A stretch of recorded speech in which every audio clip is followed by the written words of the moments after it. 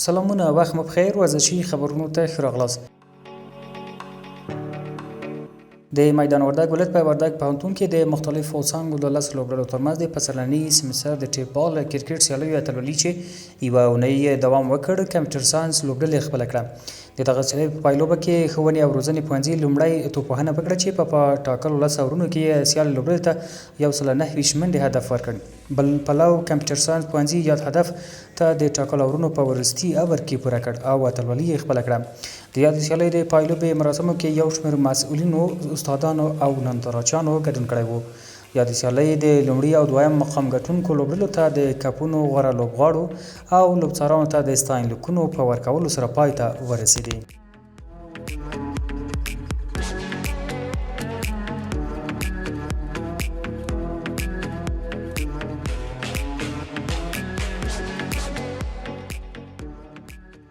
د بلخ ولایت د دهدادي ولسوالۍ د اته غوره لوبډلو ترمنځ د فوټبال سیالۍ چې د بلخ ولایت د فوټبال فدراسیون له لوري پیل شوې وې، د شاهین دهدادي لوبډلې په اتلولۍ پای ته ورسېدې. د سیالیو پایلوبه د شاهین دهدادي او هاشمي لوبډلې ترمنځ وه چې 3-0 په توپیر د شاهین دهدادي لوبډلې په اتلولۍ پای ته ورسېدې او هاشمي لوبډلې دویم مقام خپل کړ. د سیالیو موخه د بلخ ولایت د دهدادي ولسوالۍ په کچه د ورزش وده او ورزش ته د ځوانانو هڅول وو.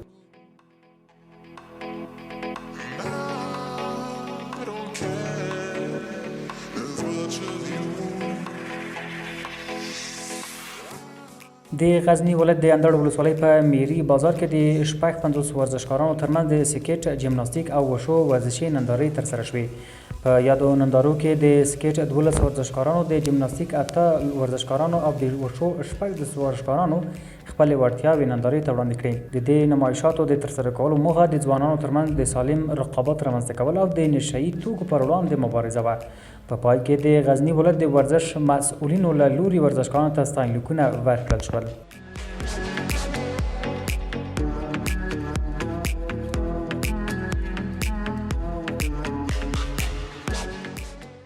د کونړ ولایت د بدني روزنې ورزش امریت اړوند د والیبال فدراسیون له لوري په نرنګ ولسوالۍ کې د زون په کچه د 10 لوبډلو ترمنځ د والیبال سیالیو اتلولي څوکۍ لوبډلې خپله کړه.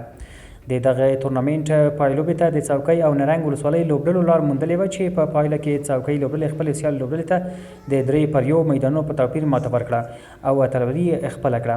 باید یادونه وشي چې په دغه سیالیو کې د کونړ او ننګرهار ولایتونو 10 لوبډلو ګډون کړی و چې په پای کې غوره لوبغاړي لوبډلې د ورزش مینوال او مالي همکاران په ورزشي ډالیو ونځول شول.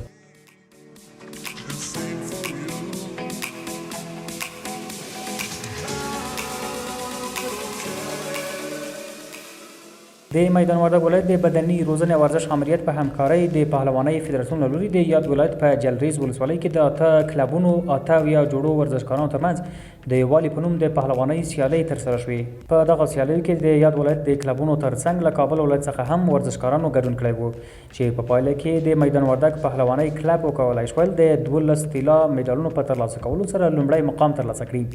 باید یادونه وشي چې د یادو سیالیو موخه ورزش ته وده ورکول او د ورزشکارانو ترمنځ د یووالي فضا رامنځته کول وو.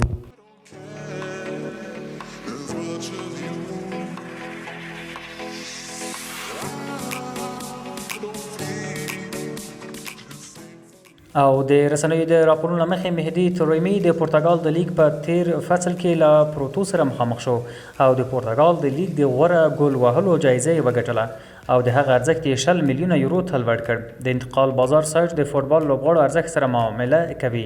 دغه رسنۍ د سعودي عربستان د النصر ښار د 38 کلن اسطوري کریسټیانو رونالډو نوې بیه اعلان کړه. د سعودي لیګ ته په لیږدولو سره رونالډو خپل ارزښت 15 میلیونه یورو کم کړی او قیمت یې 15 میلیونه یورو شو.